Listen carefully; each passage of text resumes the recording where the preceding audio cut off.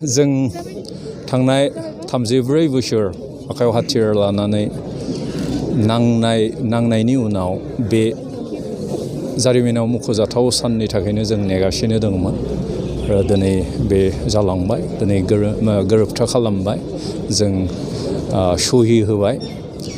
जों आसा खालामो जि गोरोबथा जाबाय, बे गोरोबथाया जोंनि गेजेराव गोदान मोनसे मुगा लाबोगोन, गोदान मोनसे सानखांथि लाबोगोन आरो गोजोननाय, खौसेथि आरो दावगानायखौ लाबोगोन होननानै जों आसा खालामदों। जुदि सरकारा आखरे गासैबो बे एग्रिमेन्टनि बा गोरोबथानि क्ल'जफोरखौ जाफुंहोयो।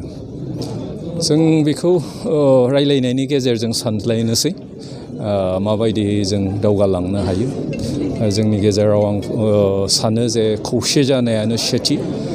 जों खौसेयै माबायदि दावगालांनो हायो आरो मा खालामगोन। जोंहा पार्टि दं, नोंथांमोनबो दं, गासै बर' रायजो राजाबो दं। बेनि गासैनिबो खोथाफोरखौ नोजोर लानानै जों दावगालांगोन। गिबियाव गासै बर' रायजो राजा आरो जायफोरा दावहायावहाय बाहागो लाबोदों, खस्थ' मोनदों, दुखु मोनदों, बिसोरनिसिम आंनि गोसो गोरबोनिफ्राय अननाय जासिहरनाय थाबाय। दिनैनि साना मोनसे हिस्ट'रिक सान। बियो मोनसे बर'नि जारिमिनारि सान आरो दिनैनि सानावहाय मोनसे जों गोदान परिबेस मोनबाय, जाय परिबेसाव जोङो गोजोनै रायजो बा जौगानायनि मोनसे खाबुखौ दिनै जों मोननो हाबाय। आं बेखौनो बुंनो सानो, जों दिनैहाय इनक्लुसिभ पलिसिखौ जों लानानै आवगायबोदों।